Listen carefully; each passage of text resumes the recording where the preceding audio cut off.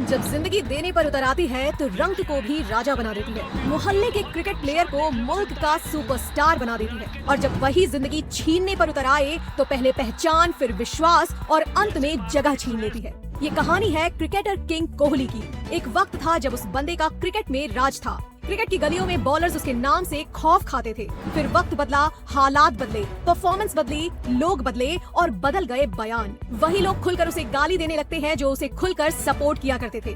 वही लोग उसके बारे में अनवांटेड कमेंट करते हैं जो उसकी तारीफों के पुल बांध दिया करते थे। पिछले 2.5 साल उसको बहुत कुछ सिखा गया। पहले शतकों का सूखा, फिर फॉर्म पर सवाल, कप्तानी गई और अब टीम इंडिया में सिलेक्शन पर भी सवाल। कोई मीडिया में ट्रोल कर रहा था तो कोई कमेंट बॉक्स पर कमेंट कर रहा था। क्या विराट कोहली इस प्लेइंग 11 का हिस्सा बन पाएंगे? क्या विराट कोहली T20 के प्लेइंग 11 से बाहर बैठाए जा सकते हैं? देखिए, अब तो बैठाए जा सकते हैं। कोई बुढ़ा विराट कह रहा था तो कोई बेकार का प्लेयर बता रहा था। कोई खुलेआम नचनिया कह रहा था। विराट कोहली का डांस देखिए, छमिया नाच रही है, तो कोई उसके क्रिएशन और एटीट्यूड को फेक बता रहा था। अब उसके फैंस भी हार मान चुके थे। क्रिटिसिज्म की हदें पार हो चुकी थी। उसके सपोर्टर्स भी अब उसका मजाक बना रहे थे। उस पर मीम बन रहे थे और उन्हीं मीम्स पर दुनिया हंस रही थी। कोई सजेशन पर सजेशन दे रहा था तो कोई उसके सिलेक्शन पर भी सवाल उठा रहा था। यानी उसके खिलाफ उसका सब कुछ था। कोई भी आता उसे ट्रोल कर जाता। अब मोहल्ले के क्रिकेटर भी क्रिकेट एक्सपर्ट बन चुके थे। ये विराट का पैर है और उनका बैट एक्शन फ्रंट फुट में पहचानने वाला इंसान भी उसके खड़े होने पर सवाल उठा रहा था। अब आप फ्रंट फुट निकालिए, कौन सा वाला? फ्रंट फुट तो फ्रंट फुट ही होगा, पर फ्रंट फुट खेलना किधर है? नहीं, आप आगे तो निकाल लो पहले।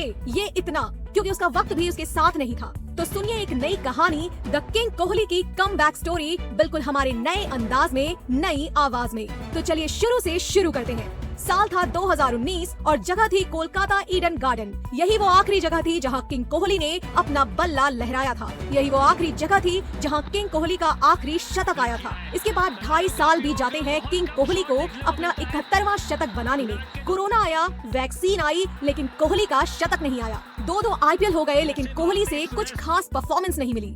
फिर वर्ल्ड कप हुआ। वर्ल्ड कप में टीम इंडिया की प्रैक्टिस से बाहर, फिर कप्तानी का प्रेशर, T20 से कप्तानी खुद छोड़ी और वनडे से कप्तानी छिन गई। BCCI विराट दोनों के सवाल जवाब हुए। पूरी दुनिया के सामने BCCI वर्सेस विराट चल रहा था। विराट अपनी जिद में थे और BCCI अपने जुनून में। पहले BCCI से कम्युनिकेट किया। सबसे पहले मैंने BCCI को अप्रोच किया। उसको बहुत अच्छी तरीके से रिसीव किया गया। उसमें कोई ऑफेंस नहीं थी, उसमें कोई हेजिटेशन नहीं थी। मुझे यही कहा गया था कि आप T20 कैप्टनशिप ना छोड़िए, बल्कि उसको बहुत अच्छे से रिसीव किया गया कि बहुत एक प्रोग्रेस स्टेप है और साल की शुरुआत में ही टेस्ट कप्तानी से इस्तीफा।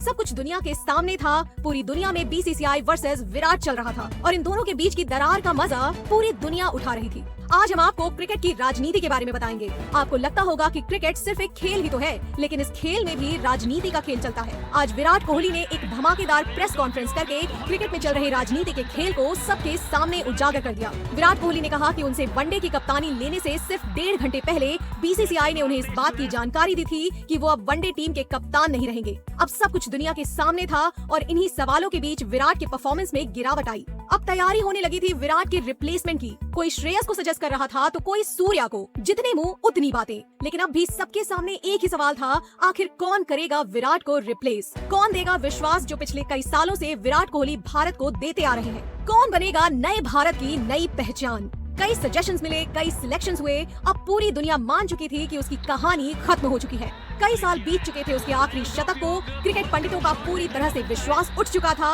क्रिकेट पंडितों का विराट पर कोई विश्वास नहीं था। लेकिन कहते हैं ना, क्रिकेट का किंग अगर इतने में हार जाता तो फिर काहे का क्रिकेट का किंग? अगर कहानी यहीं खत्म हो जाती तो लोग कहते क्रिकेट का किंग हार गया। लेकिन ऐसा कुछ भी नहीं हुआ। किसी ने क्या खूब कहा है कि बुरा वक्त सबकी लाइफ में आता है, लेकिन बुरा वक्त अपनों की पहचान करा जाता है। और कुछ ऐसा ही हो रहा था उसके साथ। एशिया कप 2022 से पहले उसके टीम में होने पर भी सवाल था। लोग उसके सिलेक्शन पर सवाल उठा रहे थे। उसके सिलेक्शन को भारत की कमजोरी बता रहे थे। इसलिए मेरा मानना है कि अगर सूर्या नंबर 3 पर बल्लेबाजी करते हैं तो वो बेहतर रहेगा as compare to Virat Kohli. लेकिन कप्तान और टीम मैनेजमेंट को उस पर अब भी विश्वास था। एक प्रेस कॉन्फ्रेंस के दौरान विराट के बारे में रोहित से कुछ पूछा गया तो रोहित का ये जवाब था कि कई मैचेस खेले हुए हैं, इतने साल से खेल रहे हैं, इतने बढ़िया बैट्समैन हैं, तो उनको रीअश्योरेंस की जरूरत नहीं है। आई थिंक मैंने एक लास्ट प्रेस कॉन्फ्रेंस में भी यही बोला था। वो ऐसे प्लेयर हैं जो जो इतने साल से खेले हुए हैं और इतने रन बनाए हैं, इतने मैचेस अच्छे से जीत आए हैं, उनको 1 या 2 इनिंग की जरूरत रहती है, बस यही मेरा मानना है। आई एम श्योर सबका मानना यही होगा। जो भी क्रिकेट देखते हैं, पूरी दुनिया को उससे भरोसा उठ चुका था, पूरी दुनिया उससे विश्वास खो चुकी थी,